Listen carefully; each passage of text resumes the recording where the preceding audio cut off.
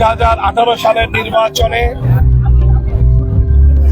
দল আমাকে নমিনেশন দিয়েছিল।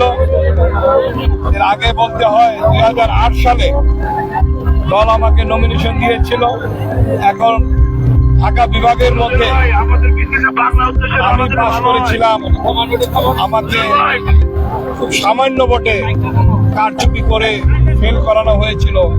এটা দেশবাসী জানে, সারা দুনিয়াবাসী জানে।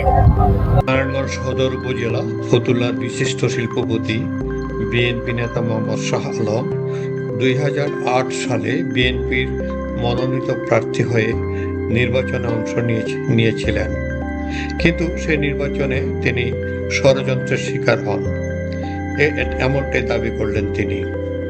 আর 2018 সালে দলের সিদ্ধান্ত অনুযায়ী নির্বাচন থেকে সরে দাঁড়িয়েছেন।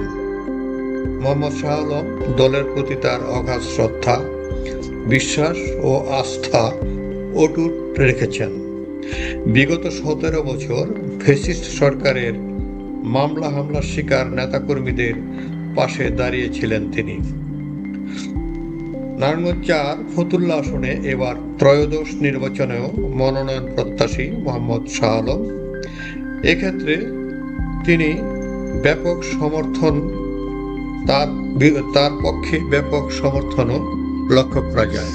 একটি কথা বলতে চাই, আমি সংসদ সদস্য হলে এই এলাকা থেকে আমি মাদক মুক্ত করব, সন্ত্রাস মুক্ত করব, ভূমিদস্যুতা মুক্ত করব এবং দুর্নীতি মুক্ত করব।